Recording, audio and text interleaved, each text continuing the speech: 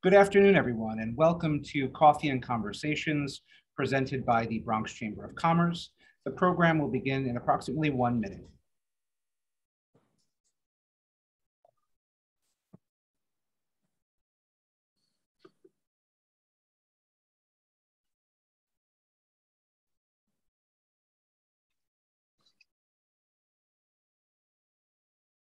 Sorry.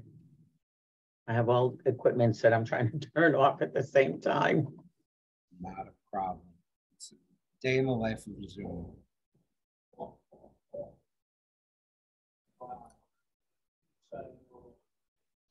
Okay, we're going to begin. Good afternoon, everyone, and welcome to Coffee and Conversations, discussion with leading influencers, policymakers, and thought leaders shaping the economic future of the Bronx. The Coffee and Conversations series is a project of the Bronx Chamber of Commerce and the Legislative Affairs Committee, and seeks to bridge the conversation between policymakers and those in the decision-making capacity in the city, state, and federal level to have a more open dialogue about how we can bolster and create a more robust economic system that serves all New Yorkers and all Bronxites.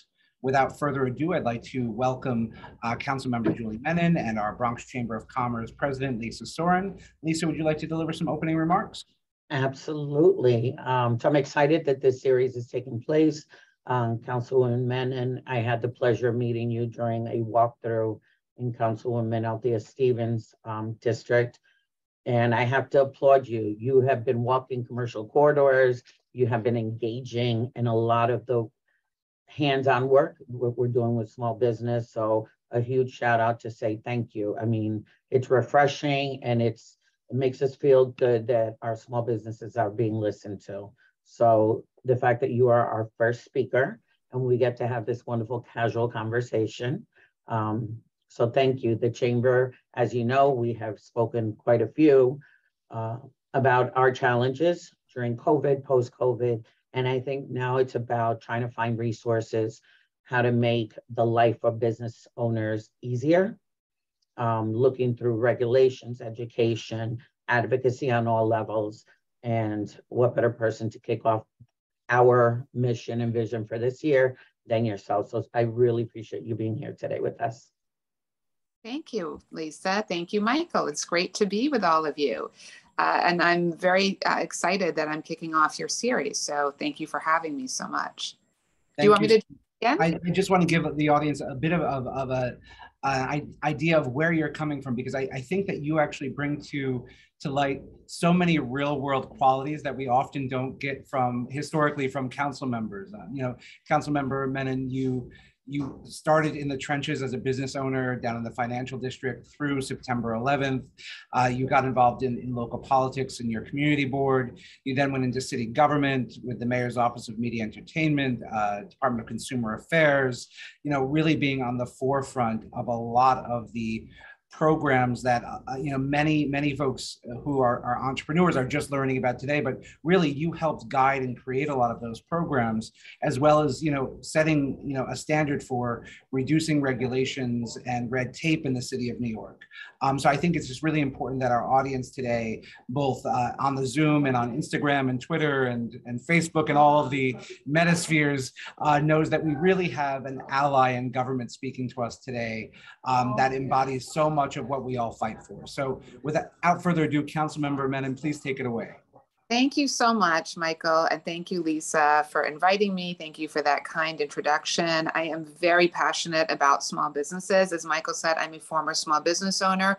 I'm a lawyer. I've been a lawyer for 20 years, but I began my small business career when I opened up a restaurant and catering business called Vine in Lower Manhattan. I opened up that business before 9/11. I opened it up in 1999.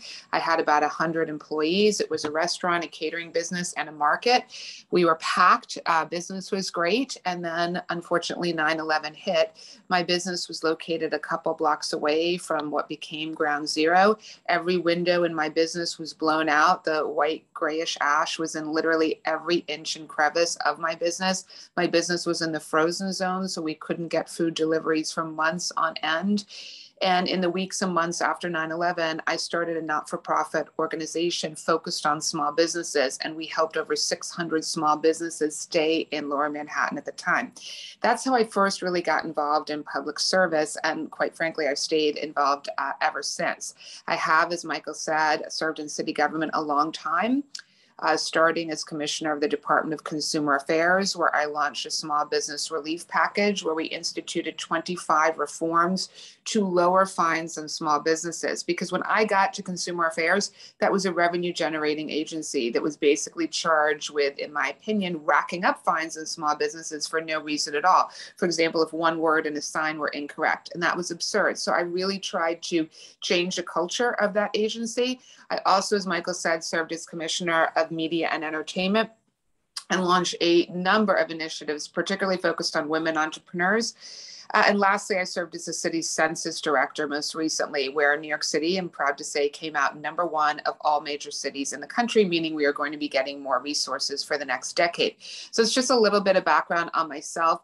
I am so excited to be the chair of the City Council Small Business Committee. It really is my life's work coming full circle to now be chairing the committee that has oversight over these city agencies that are supposed to be helping all of you. So I want to hear from you.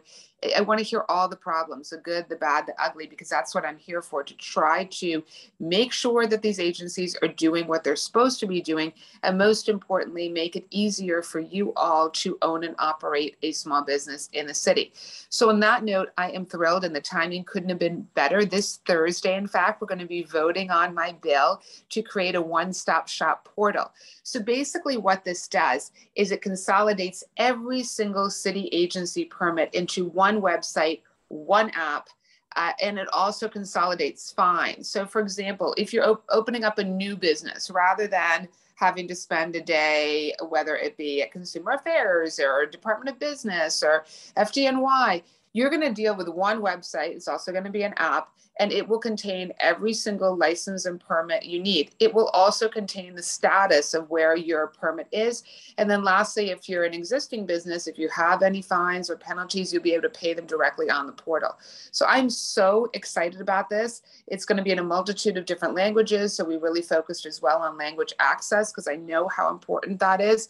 And I've got 40 co-sponsors on this bill, so it will be going forward. So we'll be voting on it on Thursday. So I just wanted to make sure that you all knew the good news. I'm also working on a lot of other things. So last week I introduced a bill to create an Office of Small Business Digitalization. Basically, studies show that about a quarter of the city's businesses actually have no website. That's a huge problem. They're missing out on a whole e-commerce opportunity, but it's more than just e-commerce. We saw what happened with COVID, how important delivery operations is. If you do not have the website, you do not have a real delivery operation. And so what my bill would do is mandate that the city have this Office of Digitalization, which would help to address the digital divide, and most importantly, help small businesses create a website, help them come up with marketing, digital marketing, delivery, and really provide the back office and support services to help businesses. So I'm super excited about this bill. I think it's a game changer in terms of where we need to go to help support so many of our small businesses. I'm also focused overall on fine reduction. As you may know, the mayor in January released an executive order to look at getting rid of burdensome regulations and taking some of them off the book. I think we can go further than that. So I really want to codify that, but also go further and make sure that every city agency is doing sort of what I did at Consumer Affairs, which is have a small business relief package and reduce fines. So those are some of the things that I'm really focused on, but I would love to hear from all of you about what are the issues that are troubling you from the small business standpoint. Where are the problems you're encountering with city government? Where are the opportunities? Where if you could say, for example, if I could wave a magic wand, I wish New York City was doing this. I'd love to hear about that. I'd also want to mention marketing and promotion. I have urged the city very strongly to up its marketing and promotion game, because basically we have NYC Company. A lot of people don't know about NYC Company, but it's the city's marketing and tourism arm. I used to serve on their executive board when I was media and entertainment commissioner. I have been working now with them to focus on local small business promotion. to make sure that when they're marketing both to international tourists and domestic tourists and to New Yorkers, that they're doing promotions in the various districts that are really supporting the small businesses. So that's something that I've focused on as well. And then lastly, the other thing that I'll say before I open it up to questions is bids. I put in a proposal to the administration early on this year, and I'm happy to say that they answered it. I suggested to them, we've got 76 bids, and I used to serve on a bid, so I'm very familiar with bids. There's 76 bids in the city. Half of them have a budget of $500,000 or less. Those bids are not able to spend much of their money on marketing, promoting small businesses because they have to pay rent and overhead and staff, and they're really strapped. So I asked the city, and their mayor's doing this, to give money directly to those bids. So basically $5.7 million has been allocated to support those 36 bids. So again, I think this is a game changer because now they'll be able to do the marketing promotion that we need them to do. So I wanted to make sure that you all knew about that as well. And so I'm happy to answer any questions that you have for me on anything that I discussed, or maybe something that I didn't address. Okay, so wow, let's start that. That's incredible. So there's a few things that you mentioned. First of all, the e-commerce portion is like probably during COVID is where that really jumped to the forefront. And it became like a really expensive thing for small businesses. During the program that we had a discussion with for the Small Business Resource Network, which I believe you will be hosting a panel for that at the Somos conference for us. We started trying, we got donations and we got people businesses to support the idea or the concept of assisting businesses to develop these websites, which is, and critically, I believe we're up to almost 800 businesses that receive websites. How do you see this playing out to be able to, because I could imagine this will be your most busiest office, especially when the word gets out. And of course we will share it, but like how do you foresee this playing out for this office? Because I happen to think it's probably one of the biggest problems we're facing now with our very small businesses. It is, Lisa, thank you for that question. It is one of the biggest because we know that about a quarter of all New York City businesses, small businesses, have no website. I mean, it's really shocking when you think about it. Like people invest their capital, their hard work, they open up a business, but yet like people don't know about them. In fact, Google, if you're not listed, like just if you're doing a Google search and you're looking up your local pizza place, well, if they don't have a website, then they're not interacting with Google. Then there's no way to do delivery option. It just becomes a cyclical problem where they're losing out on so much business. So the idea for this new office is that they would help small businesses literally build out their websites, because that's a challenge, for many who are either not tech savvy, or it could be a language access issue. It could be a myriad of different issues why they're not doing a website. We need New York City government to step up and help to create these websites, and then take it a step further, help them with online marketing. Should they be linking to the third app delivery or not? Should they be, what best ways? And the city should be, and the city can obviously, I say this as a lawyer, can never recommend like one course over another, but it can give information like, well, if you do this, you can open up this, this world of customers. If you do that, however, there are these fees that might be involved. Like the city should be overall coaching small businesses on what the various options are. In fact, and this is really interesting, I reached out to Google when I first became chair of small business, just to talk to them about like what kind of data metrics do they have about delivery options and online portals and things like that. And they were telling me that so many small businesses are not even listed under Google. So if you do a search, you can't find them.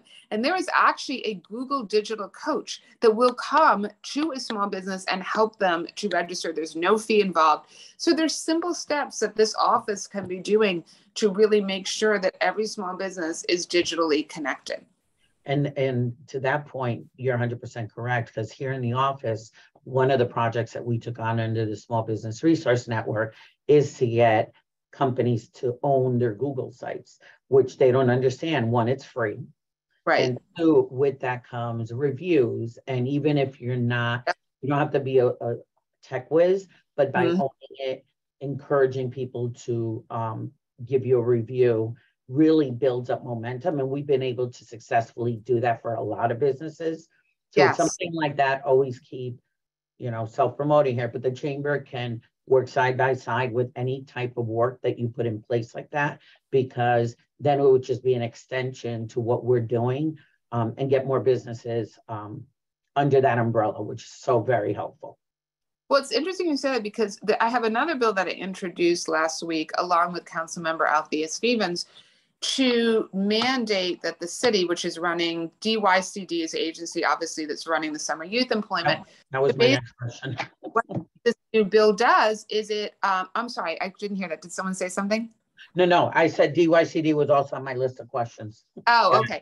So DYCD, which runs the summer youth employment program, the bill would mandate that every New York City agency would need to take summer youth on and proportional to their head count. Because right now you've got actually all these agencies, small business services being one of them. They should have a number of summer youth interns that are in the office that could be helping on this.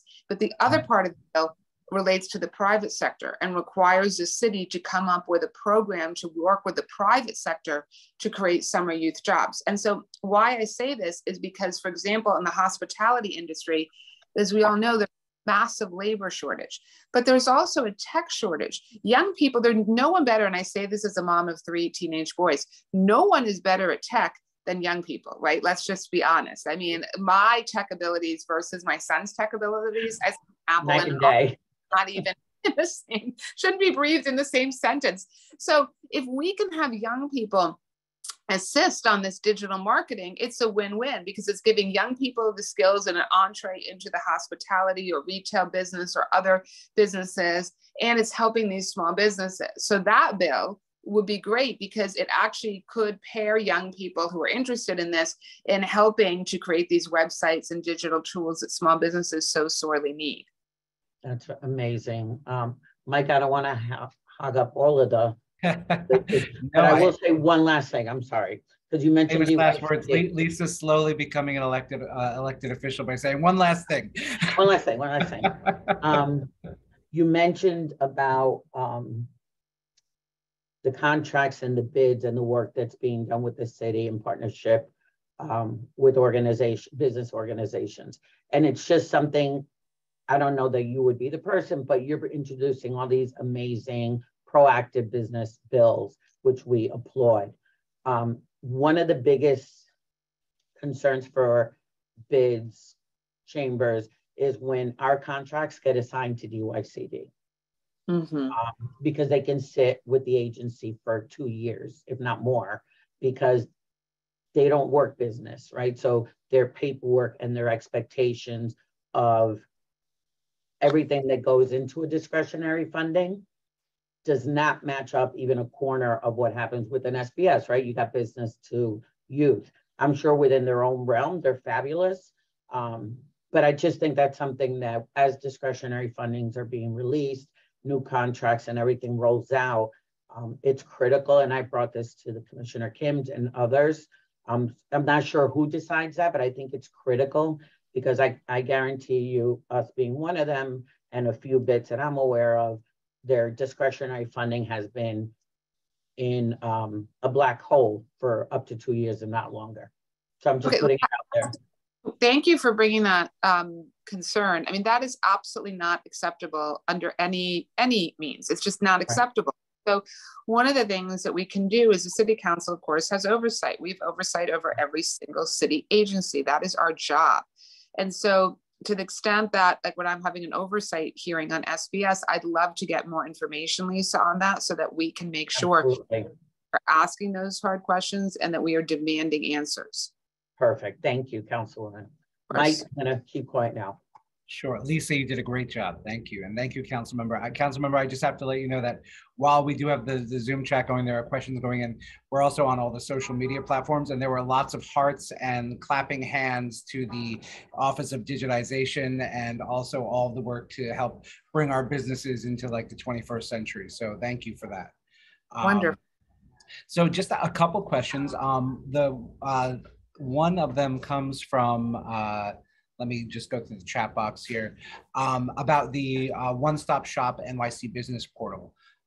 This is coming from a gentleman named Miguel. Will the proposed business services portal be available to representative professionals on behalf of a business owner for these licenses? So if a third party is engaged to help manage a business or several businesses on behalf of the owner?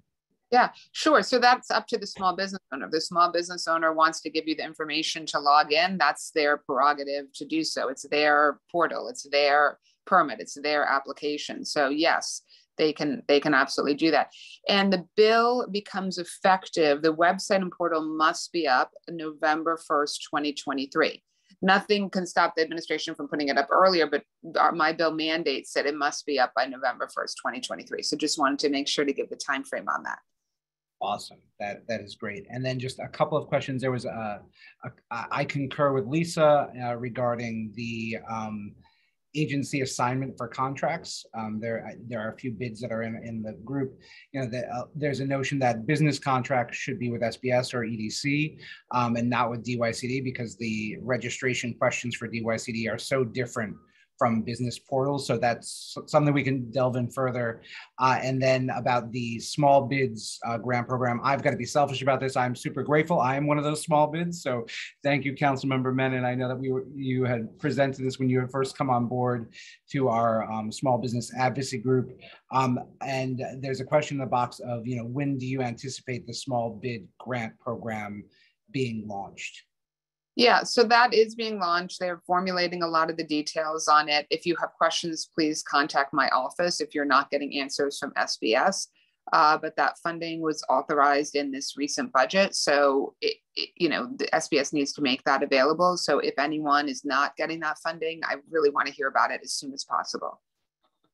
So I can tell you selfishly, we're not hearing about it, but we can talk about that some other time. Okay, that's what I need. We're hoping for maybe a mid-October launch, which means that bids won't have access to the resources probably until December or January. So, but just something there. And then there's a question in the chat box. Jill Moses, is there, and this is, I think, probably a broader question, Lisa, for you, the Chamber team, as well as the council member, is there an equivalent for MWBEs for nonprofits, or ways to stand out for funding and contracts, particularly for nonprofits that are starting up and led by women or minorities? You mean, is there a similar fund? Is that the question? Similar fund or a similar certification program or something?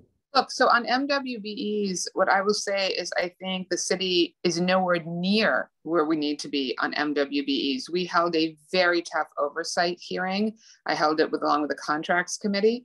On this, it's not acceptable that the city is not doing enough to engage on MWBEs. It's a number of things. Part is the outreach. Like a lot of small businesses don't know about the MWBE opportunity. So one problem to me is like, okay, the city's not doing enough on outreach, but two, the city agencies aren't doing enough on the contracting side. You know, when I was commissioner, for example, of consumer affairs, we worked really hard. I mean, on MWBEs, I was like, give me a list of MWBEs that fit this. Like, I only want this list of MWBEs. So it's got to come from the commissioner, but we can have oversight over that. And so if these agencies are not doing what they're supposed to be doing, you know, we can definitely call them to task. But the city has a long way to go on MWBEs. That is for certain. Absolutely. And I think that leads into the next question on, you know, broader program investments.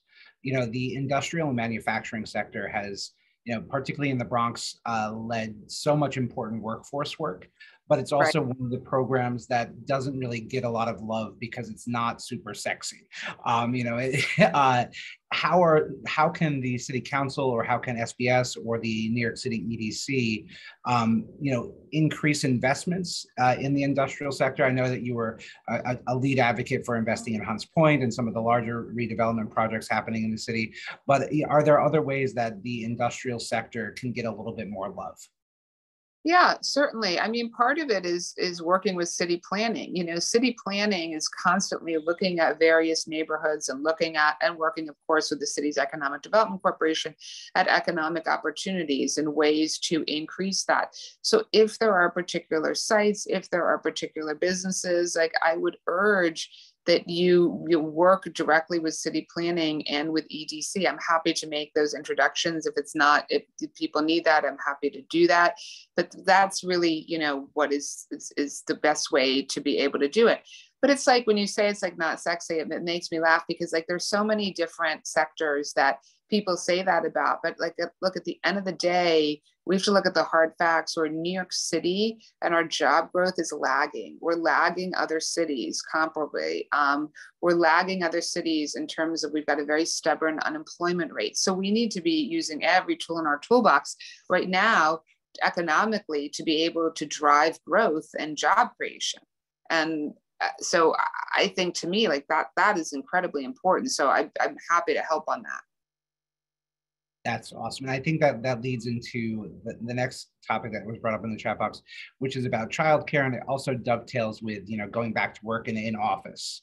Yeah. And I know that you've been a big advocate of childcare as a way to bring our workforce also back post-pandemic, but also it's just probably the right thing to do.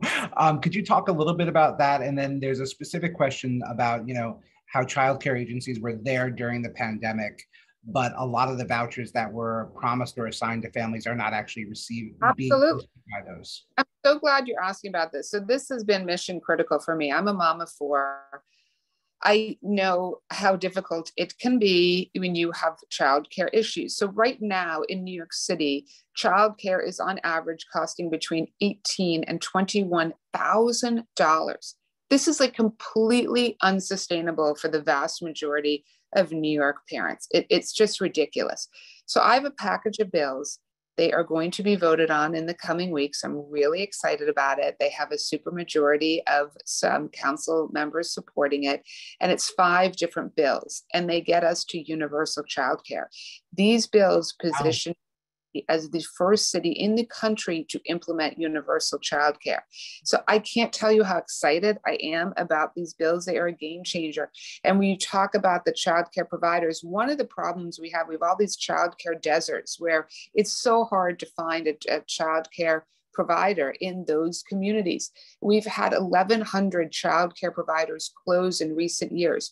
Right now, the Department of Education takes sometimes up to a year to do a basic criminal background check, which is necessary. And by the way, I'm not in any way suggesting we not have criminal background checks. Of course, you need a criminal background check for anyone who's working with children, but it shouldn't take 12 months to do that criminal background check. These things are routine.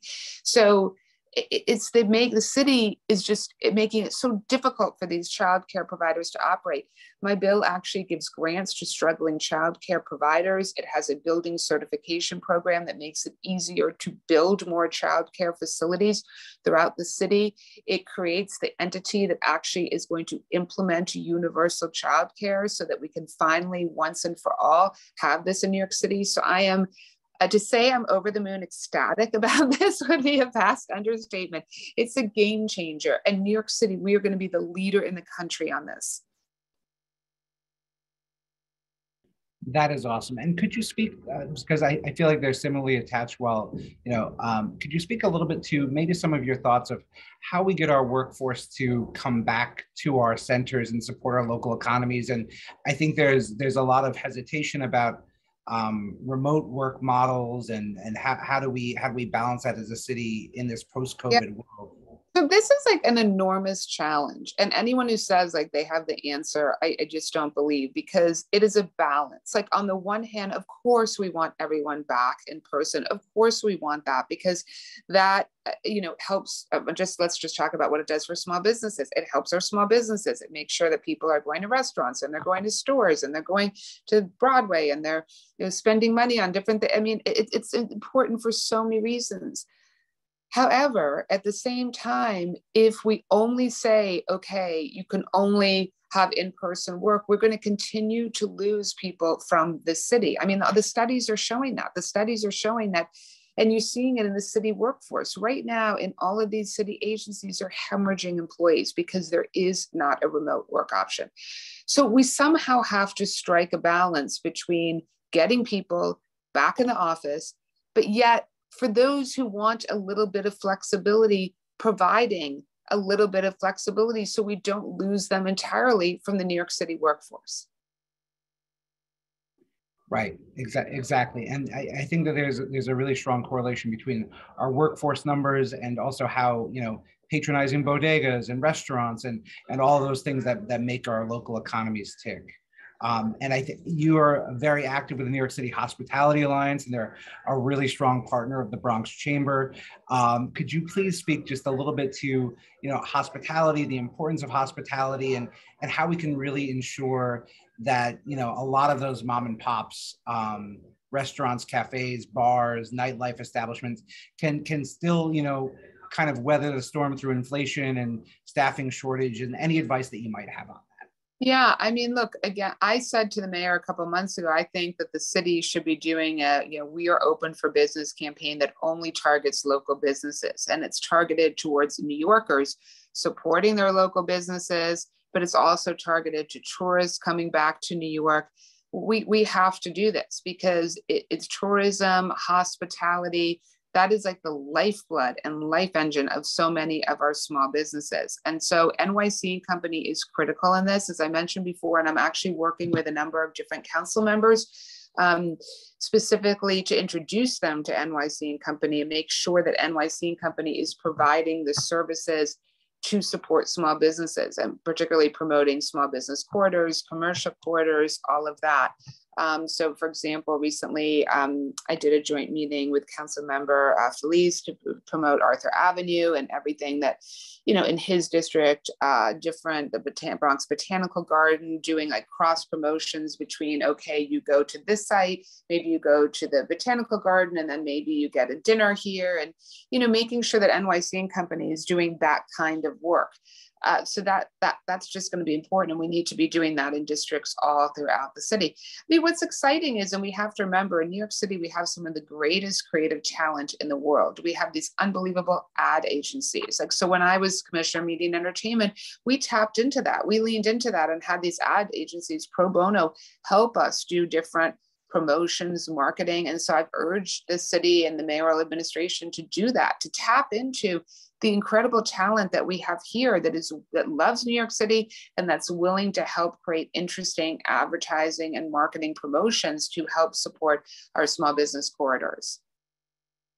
Absolutely. And Lisa, there was a question that came into the chat box for you in the chamber, and I think that this is a nice tag team, and it goes with what the council member was also saying. What are some of the strategic chamber programs, be it through Avenue NYC or your restaurant database that was recently in the news, that you're doing to kind of assist the council member in bringing that kind of tourism program to reality? So I'm glad you mentioned that.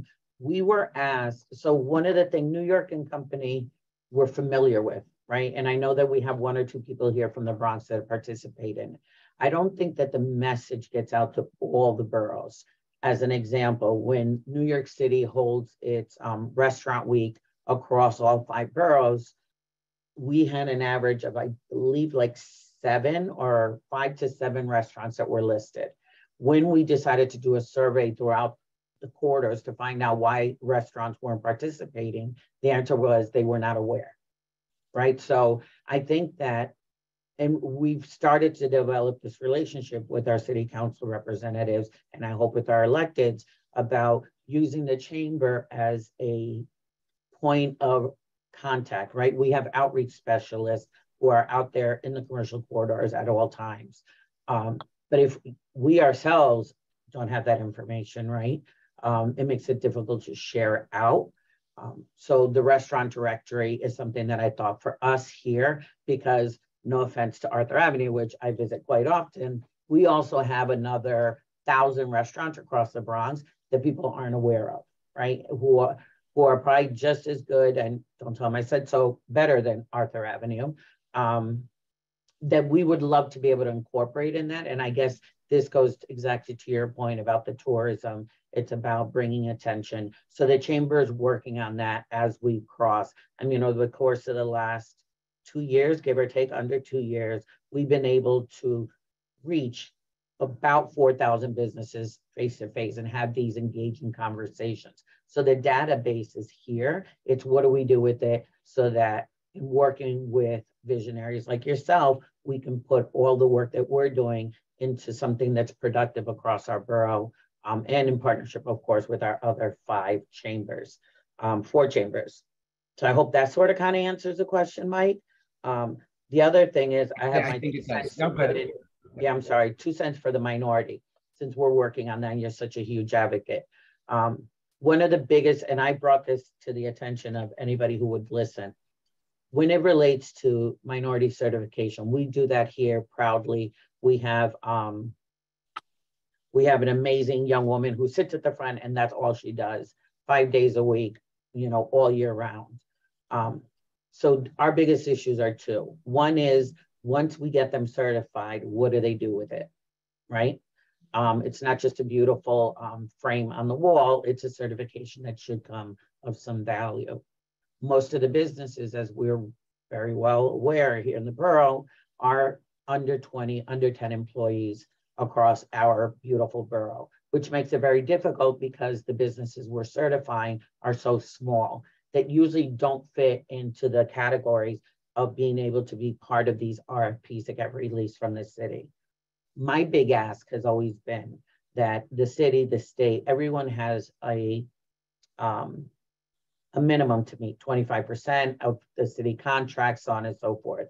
What I find to be very difficult in trying to change the narrative is that's being given to minority certified businesses that are massive, right? So a city can meet that contract by hiring one big minority certified business and we're done, right? So while we're helping to certify all these businesses, which we love doing and will continue to do, I think further down, this is definitely not something to be resolved, but further down, it's a matter of how do we make sure that if the city's pushing for minority certification, that there is some level of understanding that the people we are working so hard to certify have an opportunity to either work with the bigger guys, girls, gals, whatever is appropriate, to be able to partner up and get opportunities towards these contracts.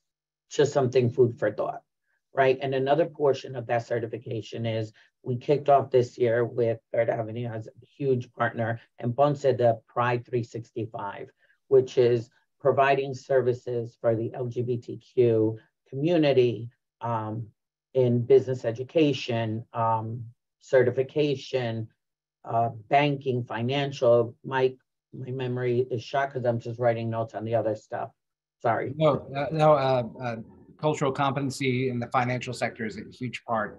You know, how do you navigate maybe 2 partners or a blended family where it was a heterosexual relationship, but now it's a blended family of same-sex partners or a trans family, and how do we increase the cultural competency of our financial community in terms of loans and mortgages and business development, while also, you know, working with our business community to make sure that they're answering the right questions.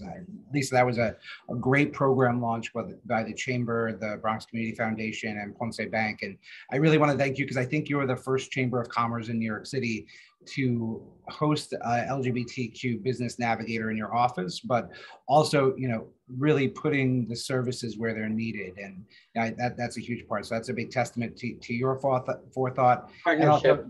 And Councilmember Menin, you know, your work and, you know, being an outspoken advocate for the LGBTQ community has also propelled this further. I have a question again for fine reductions, Councilwoman. When we're saying a fine reduction, what should the businesses be expecting? Mm-hmm.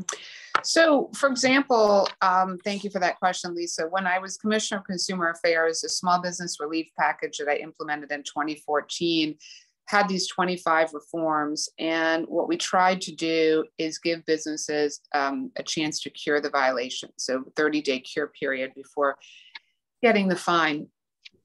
We need to ensure that this is happening more often in more agencies, because I'm still hearing from small businesses that they're getting fines that they don't believe they should need to have to pay. And so I'm really looking legislatively at trying to fix that. So any data that people have of examples where they feel that they are being unfairly fined, I would love to hear about them, because the more granular we can get, the better on that. So that would be, you know, important. So anything you can send over, I would appreciate as we start to formulate this legislation. Perfect. And then, Councilmember, as we round out our conversation and we come to a close, we like to end on like a high note, but also, some of what we could, expect next. And, again, on behalf of the board of directors of the Bronx Chamber and our leadership team, grateful that you are our first coffee and conversation, because we really do believe that these informal conversations are really how we can move the needle, so to speak, on getting things done. So two questions finally is, the first is, what do you think is the biggest challenge for business in New York City right now? And then the follow-up is, what are you most hopeful about for our city? Well, I think one of the biggest challenges is customers. Look, it depends on the business, but if you're a restaurant, if you're a retail business, customers are the lifeblood. And particularly for our retail businesses, I'm concerned with online marketing, that it really hurts our brick and mortar, which is, again, why we need this Office of Digitalization. So we're creating the most robust online and delivery operations for our small businesses. In terms of what I'm most hopeful for the city, look, we're an incredibly resilient city. I was very involved in the rebuilding of New York after 9/11. My business was destroyed on 9/11. I lived in Lower Manhattan. My home was devastated. I was evacuated from my home. I spent a decade of my life on the rebuilding after 9/11. And if that taught us anything, it taught us that we're very resilient. Now, of course, we're dealing with COVID and a whole host of challenges in this city. But at the end of the day, I feel like New York is a very resilient city. And so I'm most optimistic about our rebound. And while I'm not saying it's going to be easy, in fact, we have a very dire financial outlook for the budget this upcoming year. It's really difficult. I'm trying to warn people in advance, it's going to be tough, and we're going to have to make some very tough choices that are going to be deeply unpopular. So unless things turn around, and look, maybe they will, I'm ultimately an optimist, but I'm also a realist. So we don't know. But I will close on one note that we didn't get to talk about, but it's something I'm also working on that I'm passionate about, and that's hospital pricing. So you may have read, I had an article in the Daily News a couple of days ago. I'm introducing a package of bills to mandate that hospitals have to disclose their pricing. So what do I mean by this? So right now, all of us, there's no New Yorker who's immune to this, who at some point in their life, unfortunately, has to go into a hospital. Usually it's not a good time, unless it's childbirth, right? You're going to the hospital, it's not good news. And you're going in for some procedure, oftentimes you don't have advance notice of. You have no information about what they're going to charge you. So for example, a woman who's having a C-section in New York City can be paying $55,000 at the high end to $18,000 and anywhere in between. A routine colonoscopy can cost $10,000 or $2,000 or anywhere in between. My bill will create an Office of Hospital Accountability. It will mandate that these hospitals have to disclose their pricing. We'd have comparison charts. And the advantage of it is, one, it protects all New Yorkers because you'd have this information, you can make much more intelligent choices. But two, it saves the city of New York, because the city of New York right now is spending $9.5 billion a year on hospital healthcare costs for employees. That's 10% of our city's $101 billion budget we're spending on this. And yet we don't really know what we're getting. We're clearly being overcharged, but we don't even know because we don't even have the data. So I mention this only because with a tough budget that's coming up, this is an area where we actually can have cost savings. Wow. That's amazing. Because I think in consumer affairs, if you walk into a furniture store, you've got to have the price of a couch, the price of a chair, the price of a lamp. I think that's a great thing for our medical and healthcare industry. I know that if I ever go to the hospital, I would love to know how much it's going to cost me to sit in the bed, Exactly. And by disclosing this hospital pricing, it will bring not only transparency, but it'll bring accountability. And that's what's so sorely missing right now.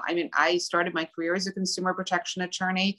I care deeply about these issues. This is a consumer protection issue. So I'm very excited about this package. It has a ton of support, and hopefully we're going to be able to get this through. Wow. I hope so. That's a big one. I'm curious to see, because we have one of the largest, our largest employer is a hospital, right, Montefiore. So that should be a really interesting conversation, and a very needed one. So I appreciate that. So I guess in closing, I have pages and pages of questions, but I won't do it because First of all, you'll never talk to me again, but we're not going to go that route. But the fact that this is a first conversation, that the bills you're putting forth are incredible, right? I literally can't criticize one of them. And I'm saying that truthfully, not something that I need to push, which is wonderful. I think there's layers to a lot of what you were saying, you know, from delivery to in my head, and this is part of the consumer, the gig work conversation that eventually will take place.